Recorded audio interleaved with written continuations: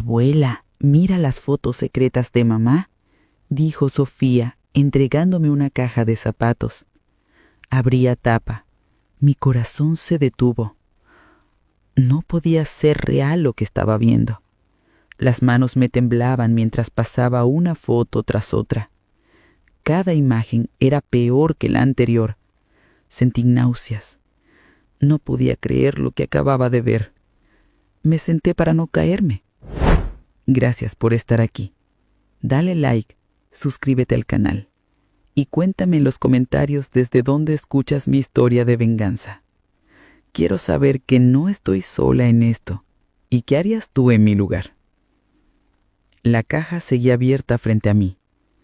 Podía escuchar a Sofía jugando en la sala, ajena a todo. La luz de la tarde entraba por la ventana.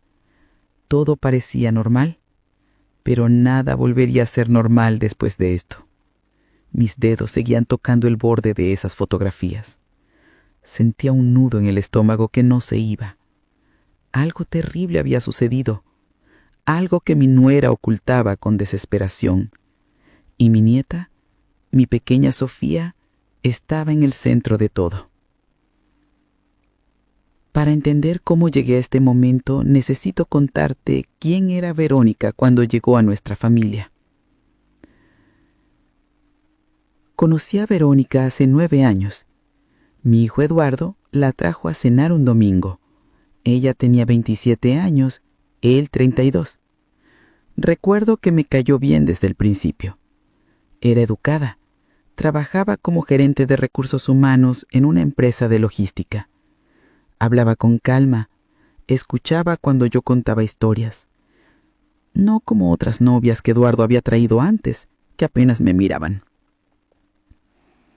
Se casaron al año siguiente. La boda fue sencilla pero bonita. Verónica no tenía mucha familia. Su madre había fallecido cuando ella era adolescente. Su padre vivía en otra ciudad y apenas se hablaban. Eso me dio ternura. Pensé que podría ser la hija que nunca tuve. La acogí como mía. Los primeros 2 años fueron felices. Eduardo y Verónica vivían en un apartamento pequeño cerca de mi casa. Yo los visitaba seguido. Cocinaba para ellos los domingos. Verónica me ayudaba en la cocina, me contaba de su trabajo o de sus planes. Hablaban de tener hijos pronto. Querían 2, decían. Una niña y un niño. Pero el tercer año, todo cambió. Verónica dejó de sonreír como antes. Empezó a faltar a las cenas dominicales. Cuando venía apenas comía. Eduardo me confesó una tarde, mientras ella no estaba, que llevaban meses intentando tener un bebé sin éxito. Habían ido al médico. Problemas de fertilidad, le dijeron. Nada grave, pero necesitarían ayuda. Comenzaron los tratamientos. El primero, el segundo, el tercero. Cada vez que fallaba, Verónica se hundía más. Dejó de hablarme, dejó de visitarme. Eduardo me decía que ella lloraba todas las noches, que la presión le estaba destruyendo. La familia de él, mis hermanas, las amigas del trabajo, todas preguntaban lo mismo. ¿Y el bebé? ¿Cuándo van a tener hijos? Después del 4.º tratamiento fallido, Verónica cambió por completo. Se volvió distante, fría. Ya no me abrazaba cuando nos veíamos. Contestaba con monosílabos. Eduardo estaba preocupado, pero pensaba que era la depresión. Le sugirió terapia. Ella se negó. Entonces vino la noticia. Un martes por la tarde, Eduardo me llamó emocionado. «Mamá, Verónica está embarazada». Pasó naturalmente. No lo podemos creer. Yo lloré de felicidad. Pensé que todo volvería a la normalidad, que mi nuera recuperaría su sonrisa, que la familia se completaría. Pero algo no cuadraba. Verónica apenas se dejaba ver. Decía que tenía náuseas, que el doctor le había recomendado reposo. Las pocas veces que la vi en esos meses, usaba ropa tan holgada que era imposible ver su barriga. Cuando le preguntaba cómo iba todo, cambiaba de tema rápidamente. Eduardo justificaba todo. Está sensible, mamá. Tiene miedo de perder el bebé después de tantos intentos. A los 6 meses de embarazo, Verónica me dijo que su empresa le había enviado un proyecto especial en otra ciudad. Estaría fuera 3 meses. Eduardo no podía acompañarla por su trabajo. Yo me ofrecí a ir con ella, a cuidarla. Se negó rotundamente. Necesito hacer esto sola, Rosa. Por favor, entiéndeme. No entendí, pero respeté su decisión. Durante esos 3 meses, apenas tuvimos contacto. Eduardo hablaba con ella por teléfono cada noche, pero eran conversaciones cortas. Él me decía que todo iba bien, que el embarazo avanzaba sin problemas, que pronto conoceríamos a nuestra bebé. Sí, era niña. Sofía. Ese sería su nombre. Y entonces, una mañana, Eduardo llegó a mi casa con una bebé en brazos. Mamá, te presento a Sofía. Nació anoche. Verónica tuvo un parto adelantado. Todo salió bien. La bebé era perfecta, pequeña, rosada, con los ojos cerrados. La tomé en mis brazos y sentí que mi corazón se llenaba. Era mi nieta, mi primera nieta. Pero había algo extraño. Verónica no había querido que Eduardo viajara para el parto. Dijo que había sido muy rápido, que para cuando él llegara ya todo habría terminado. Él aceptó. Yo no dije nada. No quería arruinar el momento. Cuando Verónica volvió a casa 2 semanas después con la bebé, parecía otra persona. Sonreía de nuevo, hablaba sin parar de Sofía, subía fotos a sus redes sociales. Mi milagro, escribía, después de tanto esperar, por fin está aquí. Sus amigas comentaban con corazones y felicitaciones. Todo parecía perfecto. Los años pasaron. Sofía creció. Era una niña hermosa, inteligente, cariñosa. Verónica se convirtió en una madre dedicada. Llevaba a Sofía al colegio, la ayudaba con las tareas, organizaba fiestas de cumpleaños elaboradas. Su vida giraba en torno a esa niña. Y yo estaba feliz. Pensaba que todo había valido la pena, que los años difíciles habían quedado atrás. Pero siempre hubo algo que me inquietaba, algo que no podía nombrar. Verónica era obsesiva con ciertos temas. No dejaba que nadie revisara sus cosas. Tenía un armario en su habitación que mantenía cerrado con llave. Eduardo me dijo una vez que ahí guardaba documentos importantes, recuerdos personales, nada extraño. Pero la forma en que reaccionaba cuando alguien se acercaba a ese armario me ponía nerviosa. También había momentos en que la veía perdida, ausente. Miraba a Sofía con una expresión que no podía descifrar. ¿Era amor? ¿Culpa? ¿Miedo? No lo sabía. Pero había algo en sus ojos que me hacía sentir incómoda. Y luego estaban las llamadas telefónicas. A veces cuando yo estaba en su casa, Verónica recibía llamadas que la ponían tensa. Salía de la habitación para contestar. Hablaba en voz baja. Cuando volvía, su rostro estaba pálido. ¿Todo bien?, le preguntaba. Sí, solo cosas del trabajo, me respondía sin mirarme. Yo trabajé 35 años en servicios sociales. Me especialicé en casos de menores. Vi de todo. Familias rotas, niños abandonados, adopciones irregulares, redes de tráfico. Aprendí a detectar señales, a leer entre líneas, a confiar en mi instinto cuando algo no cuadraba. Y con Verónica algo no cuadraba. Pero me decía a mí misma que estaba siendo paranoica, que eran fantasmas de mi trabajo, que Verónica era mi nuera, la madre de mi nieta, no una criminal, que debía confiar. Hasta esa tarde, hasta que Sofía me entregó esa caja. Sofía había venido a pasar la tarde conmigo. Verónica tenía una reunión en su trabajo y Eduardo llegaría tarde. La niña jugaba en mi sala mientras yo preparaba galletas en la cocina. De repente la escuché gritarme: «Abuela, encontré algo». Salí secándome las manos. Sofía tenía una caja de zapatos vieja en las manos. «Estaba buscando mi pelota debajo de tu cama y encontré esto. Tiene fotos de mamá». Mi corazón dio un vuelco. Esa caja. Hacía 2 semanas Verónica me había pedido que le guardara una caja. «Solo por unos días, Rosa. Voy a reorganizar el armario y no tengo espacio».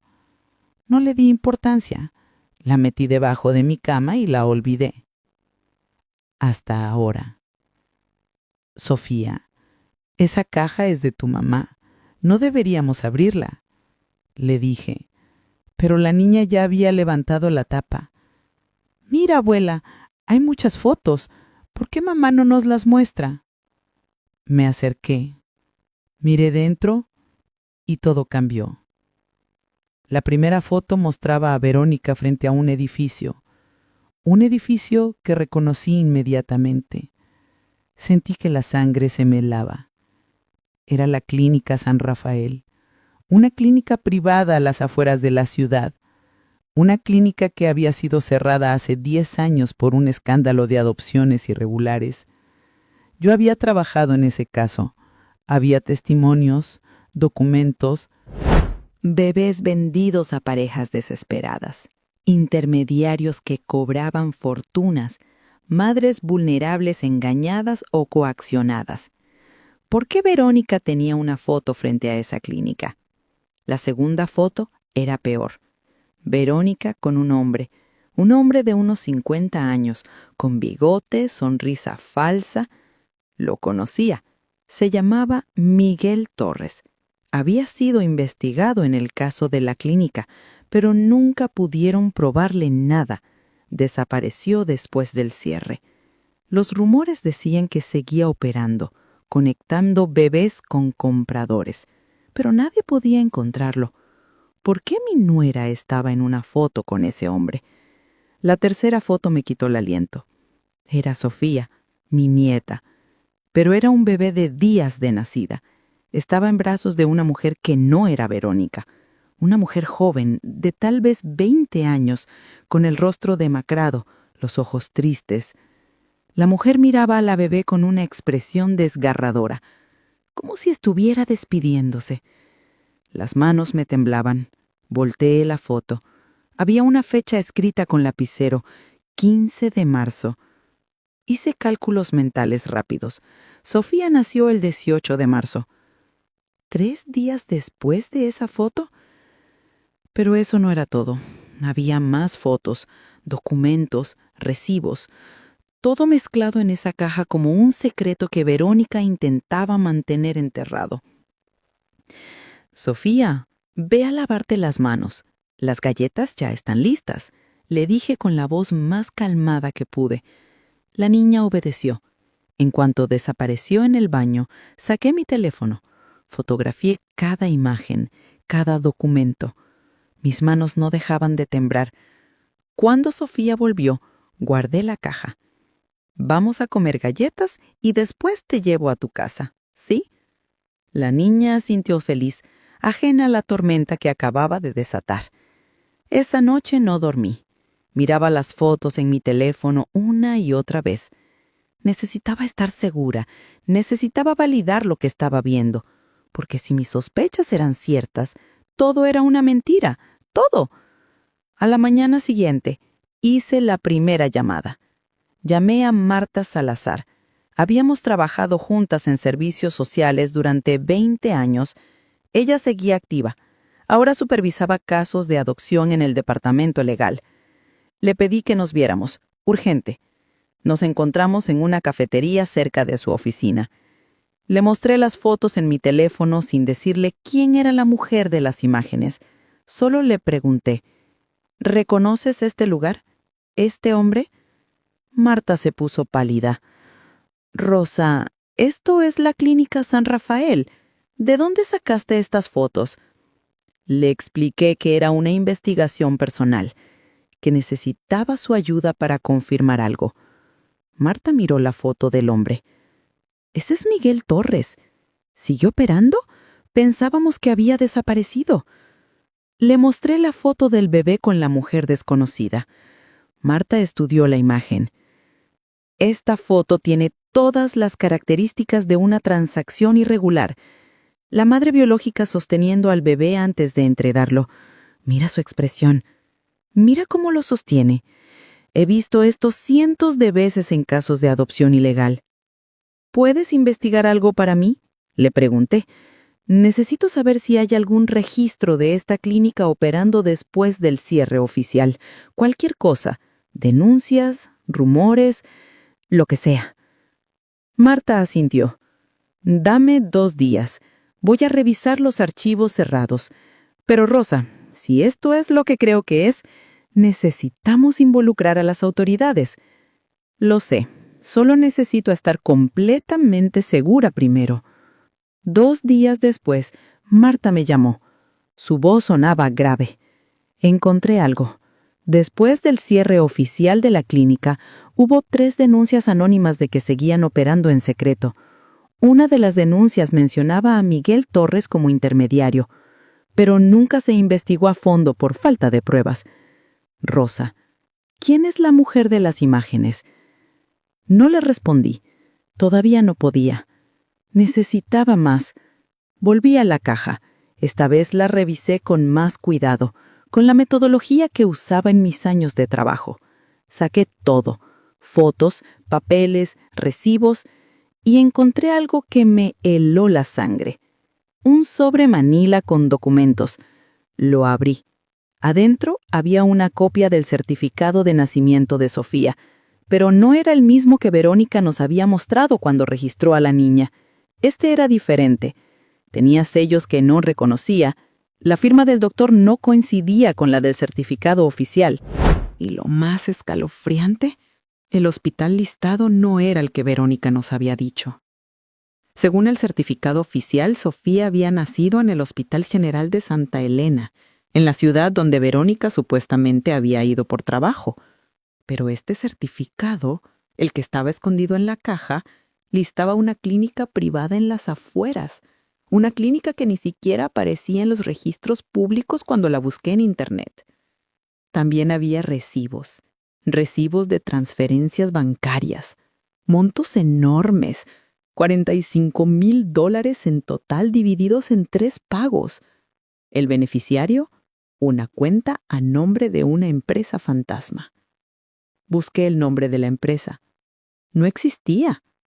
Había sido disuelta 2 meses después de los pagos. Y había algo más.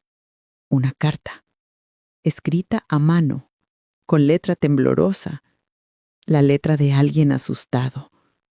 Por favor, cuídala. No tuve opción. Me prometieron que estaría mejor, que tendría una buena vida. Solo quiero saber que está bien. Su nombre real es... La carta terminaba ahí, como si la persona que la escribía no hubiera podido continuar, o como si alguien la hubiera interrumpido. ¿Quién escribió esa carta? ¿La mujer de la foto? ¿La madre biológica de Sofía? Fotografié todo. Cada documento, cada recibo, cada palabra de esa carta desgarradora. Necesitaba hablar con alguien más, alguien que hubiera estado cerca de Verónica durante ese tiempo. Pensé en las vecinas del edificio donde ella vivía cuando estaba embarazada. Fui a visitar a Claudia, la vecina del apartamento de al lado. Claudia era jubilada, pasaba todo el día en casa. Si alguien había notado algo extraño, sería ella. Toqué su puerta. Me recibió con una sonrisa. «¡Oh, Rosa! ¡Qué sorpresa! ¡Pasa, pasa!». Tomamos café, Hablamos de cosas triviales y luego, con cuidado, dirigí la conversación hacia Verónica. Claudia, tú viste a Verónica durante su embarazo, ¿verdad? La mujer hizo una pausa. Bueno, la verdad es que casi no la vi en esos meses. Ella salía muy poco, y cuando salía siempre usaba abrigos grandes, sacos enormes, incluso en verano. Recuerdo que pensé que era raro. ¿Raro cómo? Pues yo he tenido 3 hijos. Sé cómo es un embarazo. Y Verónica, no sé, algo no cuadraba. Una vez la vi de perfil y juré que no tenía barriga. Pero luego pensé que tal vez era mi imaginación o que ella era de esas mujeres que no se les nota mucho. ¿Y después del nacimiento? Ah, eso fue extraño también. Ella desapareció por 3 meses. Dijo que su empresa la había mandado fuera. Y de repente un día volvió con una bebé, sin avisar. Eduardo me la presentó diciendo que Sofía había nacido mientras Verónica estaba de viaje. Yo felicité, pero por dentro pensé, ¿qué mujer se va de viaje por 3 meses estando embarazada? No tiene sentido. ¿Le dijiste algo a alguien? No, no era mi lugar. Además, ¿qué iba a decir? ¿Que sospechaba de mi vecina sin pruebas? Sonaba ridículo. Así que me callé. Hablé con otras 2 vecinas. Ambas dijeron lo mismo, que casi no vieron a Verónica embarazada, que su ausencia de 3 meses fue extraña, que el regreso con la bebé fue repentino, pero ninguna había dicho nada porque no querían meterse en problemas. Las piezas estaban encajando, y el cuadro que formaban era aterrador. Sabía lo que tenía que hacer, pero antes necesitaba confrontar a una persona más, alguien que podría darme la última pieza del rompecabezas. Busqué el contacto de un investigador privado que había trabajado con nosotros en servicios sociales. Se llamaba Carlos Méndez. Le envié un mensaje. Necesitaba rastrear a alguien, a Miguel Torres. Carlos aceptó el caso. En una semana me llamó. Rosa, encontré a Torres. Vive bajo otro nombre en la costa. Siga en el negocio. Tengo pruebas de al menos 5 transacciones en los últimos 3 años. Todas ilegales. Todas involucrando bebés de madres vulnerables vendidos a parejas que pagan fortunas. ¿Puedes conseguirme su dirección? Sí, pero Rosa, si vas a hacer algo con esta información, involucra a la policía. Este hombre es peligroso. Lo haré. Solo necesito confirmar una cosa más. Carlos me dio la dirección. También me pasó el nombre falso que Torres estaba usando ahora. Roberto Salinas. Esa noche, mientras miraba toda la evidencia que había reunido, supe que no podía seguir sola. Esto era más grande que yo, más grande que mi familia. Si mis sospechas eran ciertas, Verónica había comprado a Sofía ilegalmente, y eso significaba que en algún lugar había una madre biológica que tal vez no entregó a su hija voluntariamente, que tal vez fue engañada, coaccionada o peor. Llamé a Marta de nuevo. Necesito que me conectes con alguien en la fiscalía, alguien que maneje casos de tráfico de menores. Tengo evidencia, mucha evidencia. ¿Estás segura, Rosa? Completamente segura. Está bien. Conozco a alguien. Fiscal Adriana Cortés. Es implacable con estos casos. Te voy a dar su contacto. Pero prepárate. Si presentas esto, no hay vuelta atrás. Lo sé. Esa noche no dormí. Sabía que al día siguiente todo cambiaría, que mi familia se rompería, que Sofía descubriría una verdad que tal vez la destrozaría, que Eduardo perdería a su esposa, que Verónica enfrentaría consecuencias que destruirían su vida. Pero también sabía que no tenía opción, porque si había una madre biológica sufriendo en algún lugar, preguntándose qué pasó con su bebé, merecía respuestas. Y si mi nieta había sido comprada como mercancía, esa verdad tenía que salir a la luz. No importaba cuánto doliera. La mañana siguiente me reuní con la fiscal Adriana Cortés en su oficina. Era una mujer de unos 45 años, cabello recogido, mirada intensa. Le mostré todo.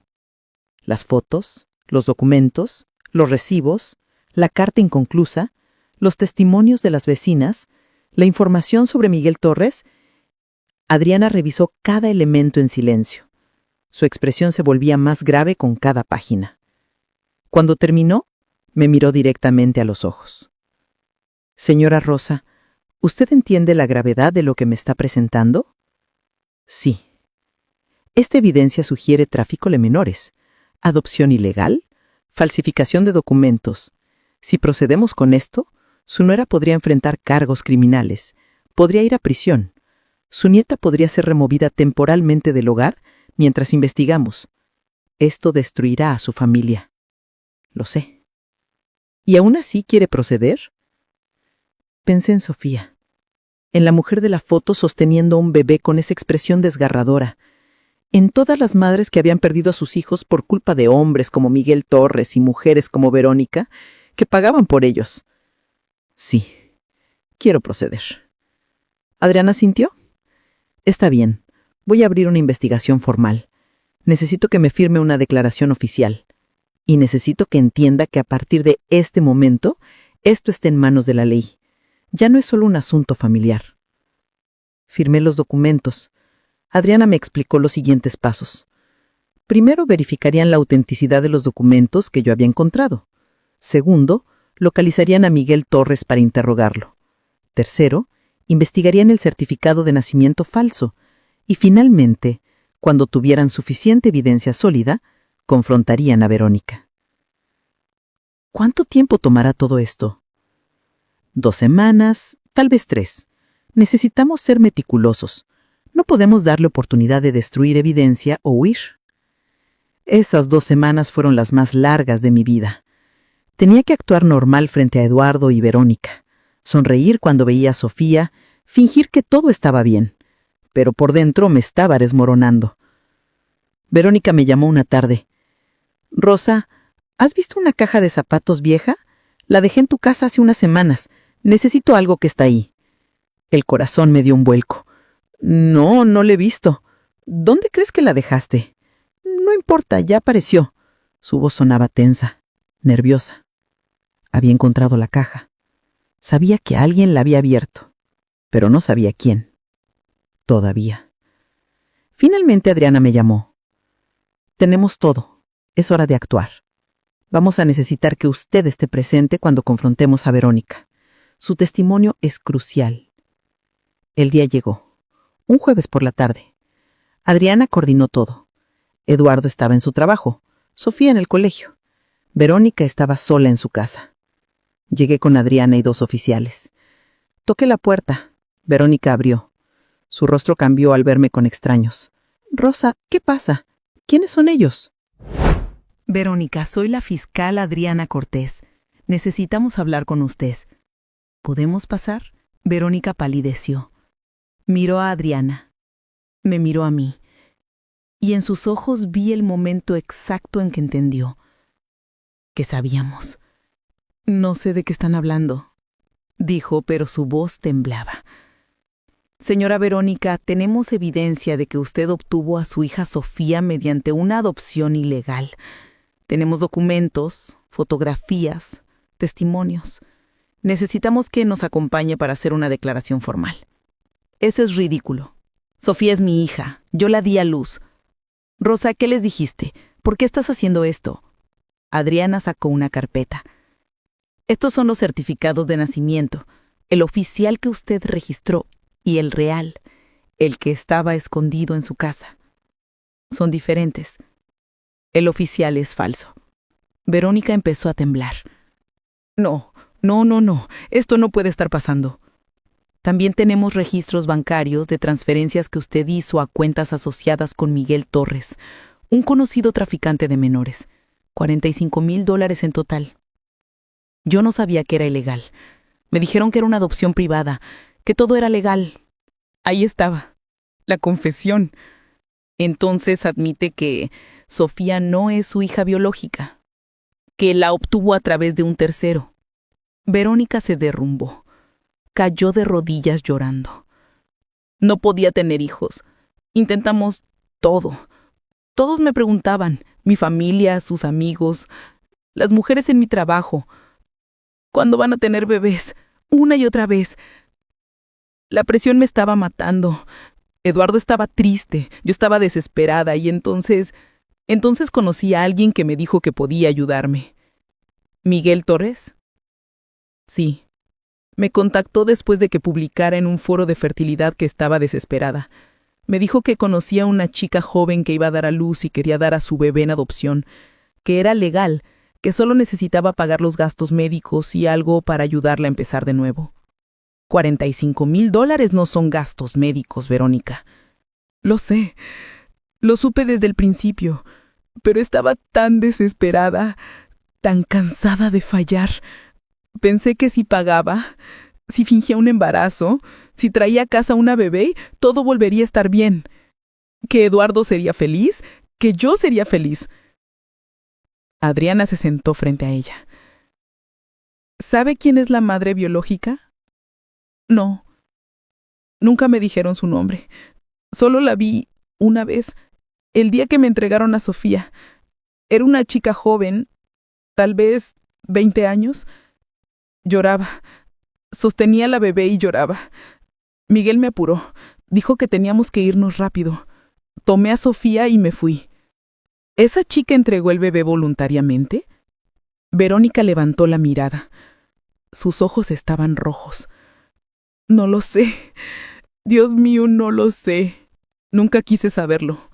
Solo quería ser madre. Sentí náuseas escuchándola. Esta mujer a la que había cogido como hija, a la que había defendido, había comprado a mi nieta como si fuera un objeto, y nunca se preguntó qué había pasado con la madre real. Verónica, ¿dónde están las fotos originales, los documentos? Los guardé, los escondí en una caja. Pensé en quemarlos 1000 veces, pero no pude. Era la única prueba de que Sofía existía antes de ser mía. La única conexión con ella, con su madre real. ¿Por qué dejaste esa caja en mi casa? Verónica me miró con lágrimas rodando por su rostro. Porque tenía miedo. Hace unas semanas alguien me llamó, un hombre.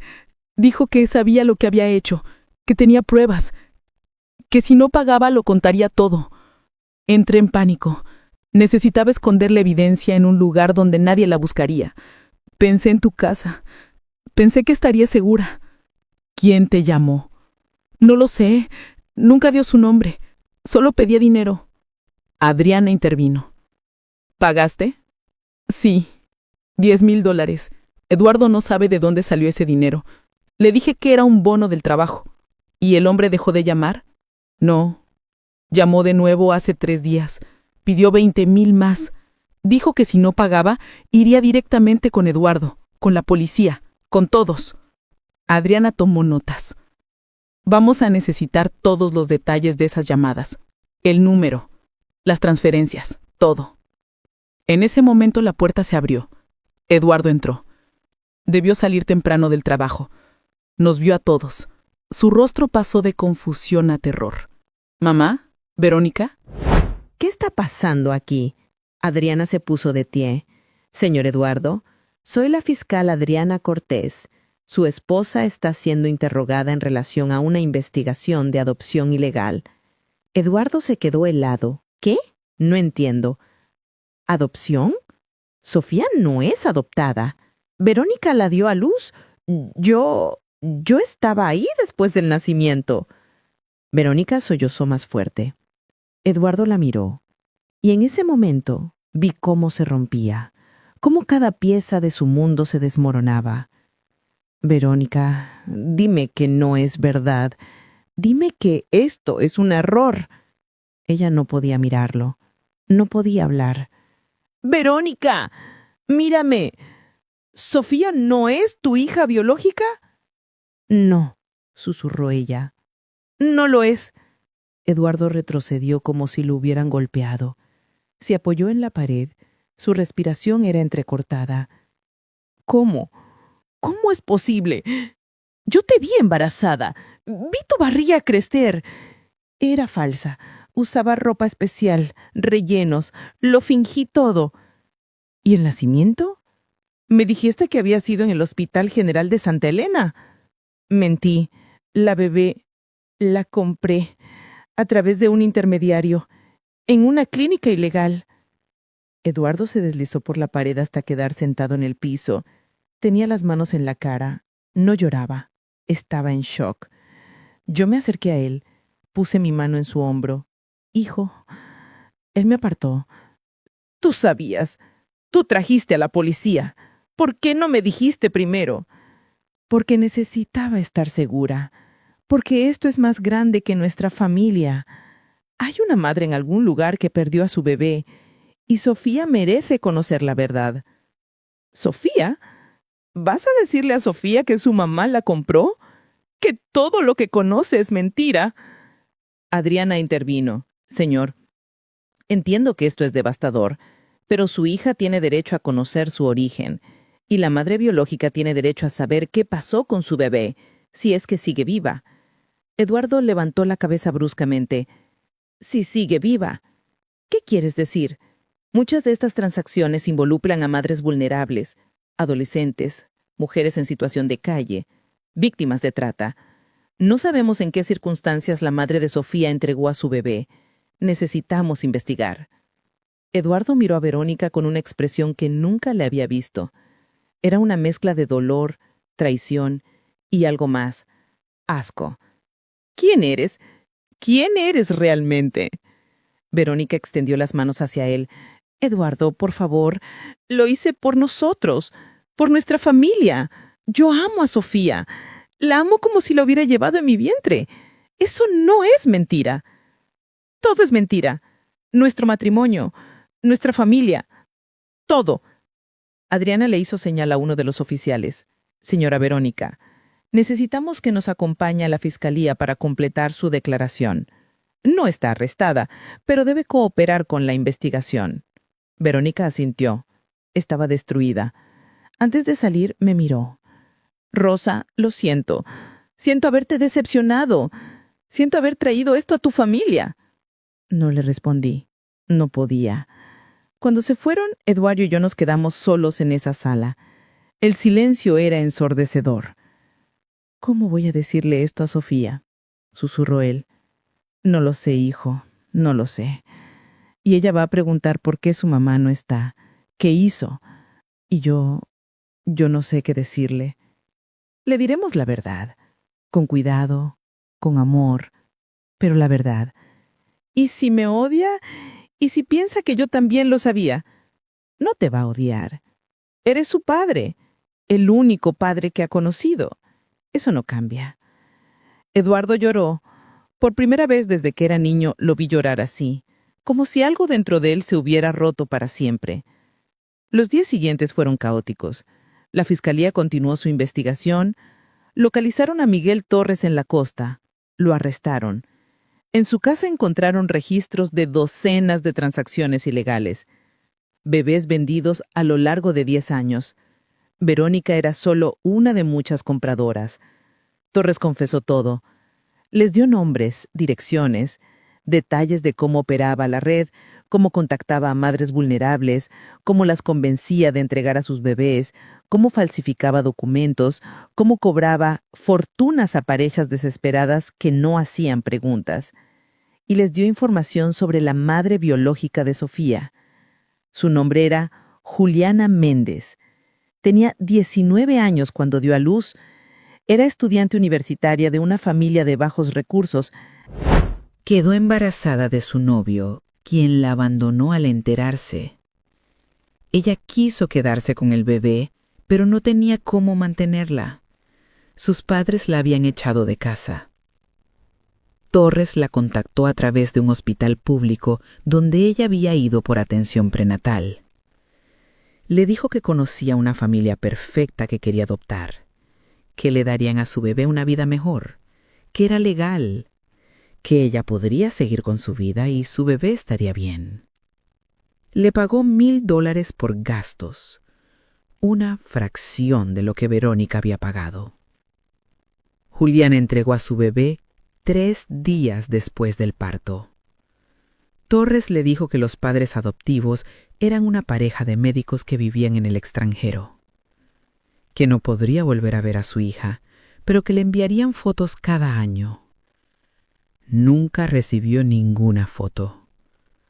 Durante 8 años, Juliana vivió con la culpa, con el dolor, con la pregunta constante: ¿hice lo correcto? ¿Mi hija está bien? ¿Me odia? Intentó contactar a Torres varias veces. Él nunca respondió. Cambió de número, desapareció. Y ahora la fiscalía la había encontrado. Vivía en la misma ciudad que nosotros, a solo 30 minutos de donde Sofía había crecido. Durante 8 años, madre e hija habían estado cerca sin saberlo. Adriana me llamó. Rosa, encontramos a la madre biológica. Se llama Juliana. Quiere conocer a su hija, pero necesitamos manejar esto con cuidado. No podemos simplemente juntar a una niña de 8 años con una mujer que ella no conoce. Necesitamos preparar a ambas. ¿Eduardo sabe? Todavía no. Quería hablar con usted primero. Usted es quien inició esto. Tiene derecho a saber antes que nadie. ¿Cómo está ella, Juliana? Devastada, pero también aliviada. Durante 8 años pensó que su hija estaba en otro país, fuera de su alcance. Saber que está aquí, que está bien, que puede conocerla, es lo único que la mantiene en pie. ¿Y Verónica? Sigue cooperando. Su caso está siendo evaluado. Podría enfrentar cargos por complicidad en tráfico de menores. Pero el hecho de que esté cooperando y que claramente fue una víctima de engaño también podría jugar a su favor. Es complicado. ¿Y Sofía? ¿Cuándo le diremos? Eso depende de Eduardo. Él es su padre legal. Él debe decidir cómo y cuándo contársela. Esa noche Eduardo vino a mi casa. Sofía estaba quedándose conmigo temporalmente mientras él procesaba todo. La niña pensaba que era una pijamada especial con la abuela. No sospechaba nada. Eduardo se veía terrible. No había dormido. Había perdido peso. Tenía ojeras profundas. Mamá, encontraron a la madre biológica de Sofía. Lo sé. Adriana me llamó. Se llama Juliana. Tiene 27 años. Quiere conocer a Sofía. ¿Cómo te sientes con eso? No lo sé. Estoy enojado, asustado. ¿Y si Sofía quiere irse con ella? ¿Y si decide que yo no soy su verdadero padre? Eduardo, tú eres su padre. La criaste, la amas. Eso no cambia solo porque no compartan sangre. Pero ella va a tener preguntas. Va a querer saber por qué su madre biológica la dio, por qué Verónica mintió, por qué yo no me di cuenta. Y tú le responderás con la verdad. Le dirás que a veces los adultos cometen errores terribles, que Verónica estaba desesperada y tomó una decisión horrible, que Juliana era joven y vulnerable y fue engañada, y que tú la amas más que a nada en el mundo. Eduardo se quedó en silencio un largo rato. ¿Cómo le digo? ¿Cómo empiezo esa conversación? Con honestidad, con amor y con la promesa de que no importa qué pase, tú siempre estarás ahí para ella. 2 días después, Eduardo y yo nos sentamos con Sofía. Era un sábado por la mañana. Habíamos preparado su desayuno favorito, panqueques con fresas. Ella comía feliz, contándonos sobre un dibujo que había hecho en el colegio. Eduardo y yo nos miramos. Era el momento.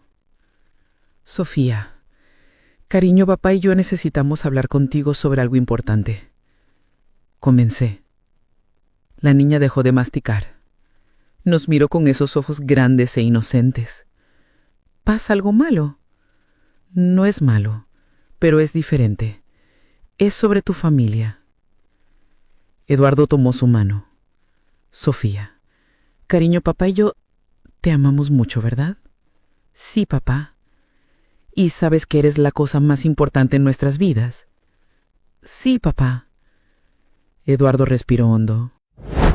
Hace unos días descubrimos algo que no sabíamos. Algo sobre cómo llegaste a nuestra familia. Sofía frunció el ceño. ¿Qué cosa?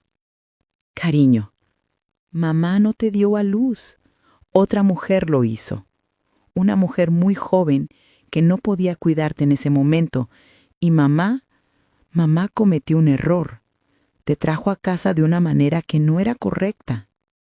La niña parpadeó, procesando.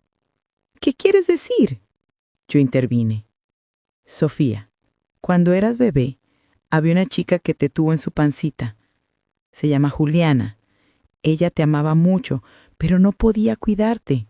Entonces te dio a tu mamá Verónica. Pero la forma en que eso pasó no fue legal.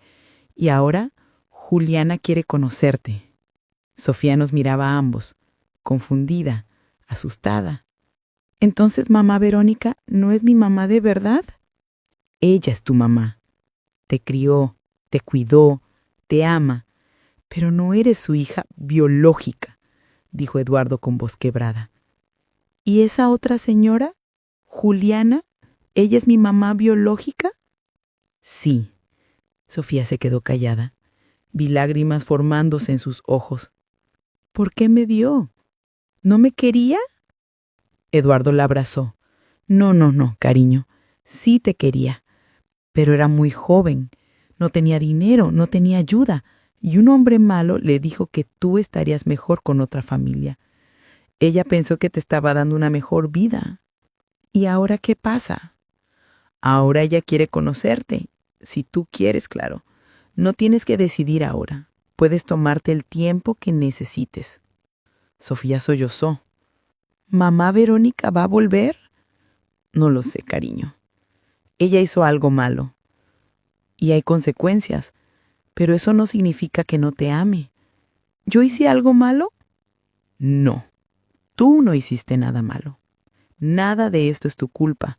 Eres una niña hermosa e inocente que fue traída a este mundo por dos mujeres que te aman. Y tienes un papá que daría su vida por ti. Eso nunca va a cambiar. Sofía lloró en los brazos de Eduardo. Lloró por mucho tiempo y nosotros lloramos con ella. Las semanas siguientes fueron un proceso difícil para todos. Verónica fue formalmente acusada de complicidad en adopción ilegal.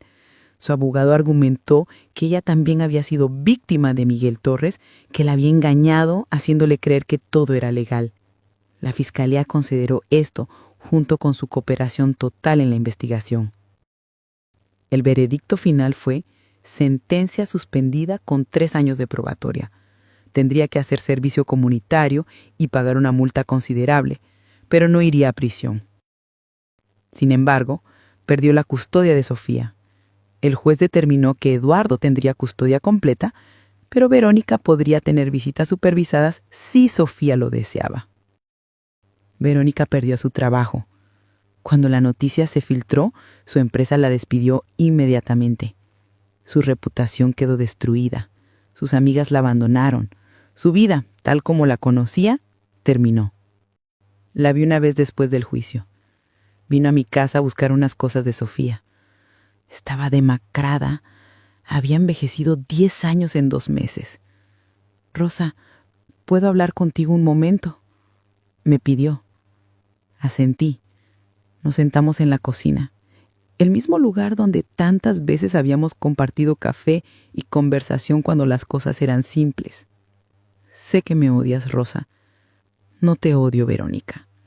Estoy decepcionada, herida, pero no te odio. Yo solo quería ser madre. Era lo único que quería. Y cuando los tratamientos fallaban una y otra vez, sentía que me estaba volviendo loca.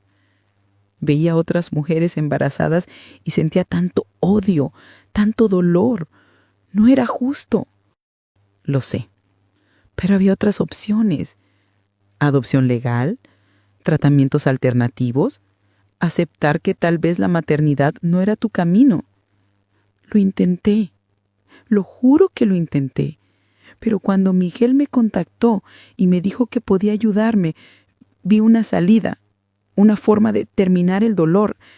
y la tomé. Sin pensar, sin preguntar, solo quería que el sufrimiento terminara. ¿Alguna vez pensaste en la madre biológica? Verónica bajó la mirada. Todo el tiempo. Cada vez que miraba a Sofía me preguntaba sobre ella. Si pensaba en su bebé, si se arrepentía, si sufría.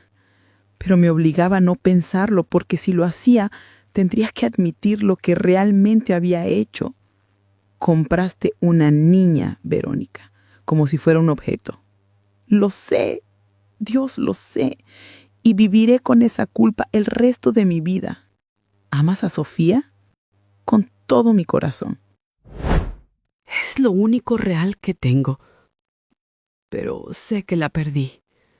Sé que nunca volverá a verme de la misma forma. Tal vez no. Pero si realmente la amas, le darás espacio para sanar, para conocer su verdad. Y si algún día ella quiere tenerte en su vida, estarás ahí, sin presionarla, sin manipularla, solo amándola. Verónica asintió llorando. Gracias por no rendirte con la verdad, Rosa. Aunque duela, aunque nos destruya, Sofía merece saberla. Juliana y Sofía se conocieron 3 meses después del descubrimiento. Fue en un espacio neutral, con psicólogos presentes, con Eduardo al lado de Sofía. Yo estaba ahí también, como observadora, como abuela. Vi a Juliana entrar. Era pequeña, delgada, con el cabello largo y oscuro. Tenía los mismos ojos que Sofía, la misma forma de nariz. Era innegable. Esta era su madre biológica. Cuando vio a Sofía se detuvo. Se llevó las manos a la boca. Las lágrimas empezaron a caer inmediatamente. Sofía la miraba con curiosidad, con miedo, con incertidumbre. La psicóloga facilitó la conversación. Sofía, esta es Juliana. Ella es la señora de la que te hablamos. Hola, dijo Sofía en voz baja.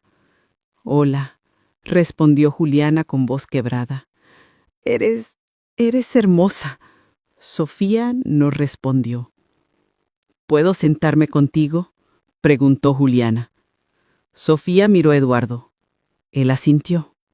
Juliana se sentó manteniendo distancia respetuosa. Sé que esto es confuso para ti y sé que probablemente tienes muchas preguntas. ¿Por qué me diste?, preguntó Sofía. Juliana sollozó. Porque tenía 19 años. No tenía dinero, no tenía familia que me ayudara. Y un hombre me dijo que si te daba a otra familia, tú tendrías una vida mejor, que tendrías una casa linda, papás que pudieran cuidarte, todo lo que yo no podía darte. ¿Pero me querías? Te amaba, te amo. Cada día durante 8 años he pensado en ti. Me preguntaba si estabas bien, si eras feliz, si algún día podría volver a verte. ¿Y ahora qué? Juliana miró a Eduardo. Él asintió, dándole permiso para continuar. Ahora, si tú quieres, me gustaría conocerte. No quiero reemplazar a nadie. Sé que tu papá Eduardo es tu papá, que Verónica fue tu mamá durante estos años. Solo quiero estar en tu vida, si tú me lo permites. Sofía la miró por un largo rato. ¿Puedo pensarlo? Por supuesto. Tómate todo el tiempo que necesites. Los meses siguientes fueron un proceso gradual. Sofía y Juliana se vieron varias veces más, siempre con supervisión, siempre con Eduardo presente. Lentamente Sofía empezó a abrirse, a hacer preguntas, a conocer su origen.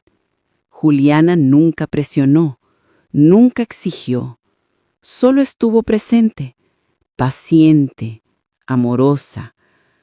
Eduardo, por su parte, manejó la situación con una gracia que me llenó de orgullo. Nunca habló mal de Verónica frente a Sofía. Nunca intentó alejar a Juliana. Entendió que Sofía necesitaba ambas verdades. la mujer que la crió y la mujer que le dio vida. En cuanto a Verónica, Sofía la vio 2 veces en esos meses. Las visitas fueron tensas. Sofía tenía muchas preguntas que Verónica no siempre podía responder sin quebrarse. Pero lentamente empezaron a reconstruir algo. No sería lo mismo. Nunca volvería a ser mamá e hija como antes, pero tal vez, con tiempo, podrían encontrar una nueva forma de relacionarse. 1 año después, las cosas habían encontrado un nuevo equilibrio. Sofía vivía con Eduardo, veía a Juliana 2 veces al mes, visitas que gradualmente se habían vuelto menos tensas, más naturales. Juliana había terminado sus estudios universitarios y ahora trabajaba como asistente social, ayudando a madres jóvenes en situaciones vulnerables. Su experiencia la había transformado en una defensora apasionada. Verónica seguía en probatoria. Había empezado terapia, trabajaba en una pequeña librería. Su vida era simple, sin lujos, sin la imagen perfecta que había construido. Pero tal vez por primera vez era real. Eduardo había sanado, o al menos estaba sanando. Había iniciado el proceso de divorcio, no con odio, sino con la aceptación de que su matrimonio había sido construido sobre una mentira demasiado grande para superarla. Y Sofía era fuerte, más fuerte de lo que ninguno de nosotros imaginó. Sí, tenía momentos difíciles, noches donde lloraba, preguntándose por qué su vida era tan complicada. Pero también tenía momentos de alegría, de risa, de normalidad. Tenía un padre que la adoraba, una madre biológica que nunca dejó de amarla, una abuela que haría cualquier cosa por ella. Y sí, tenía a Verónica, quien a pesar de todo, había sido la primera en sostenerla cuando era bebé. Era complicado, era doloroso, pero era su verdad. Sentada aquí, hoy, 1 año después de abrir esa caja de zapatos, pienso en todo lo que cambió. Mi familia se rompió, pero también, de alguna manera extraña, se expandió. Ahora Juliana viene a las cenas familiares. Sofía tiene 2 cumpleaños, el día que nació y el día que llegó a casa con Eduardo. Celebramos ambos. Aprendí que la verdad duele, pero la mentira mata. Si no hubiera abierto esa caja, Juliana seguiría sufriendo sin saber dónde estaba su hija. Sofía seguiría viviendo una mentira. Verónica seguiría atrapada en un secreto que la estaba destruyendo por dentro. A veces la gente me pregunta si me arrepiento de haber denunciado a mi nuera, de haber destruido mi familia. Y siempre respondo lo mismo. No destruí nada, solo revelé lo que ya estaba roto. Porque una familia construida sobre mentiras no es una familia, es una ilusión. Y las ilusiones eventualmente se desmoronan. Sofía merece conocer su historia completa, la oscura y la luminosa. Y cuando sea mayor, podrá decidir qué hacer con esa información, pero al menos tendrá la verdad. Y Juliana, esa joven madre que fue engañada y manipulada, recuperó a su hija, no de la forma que soñó, pero la recuperó.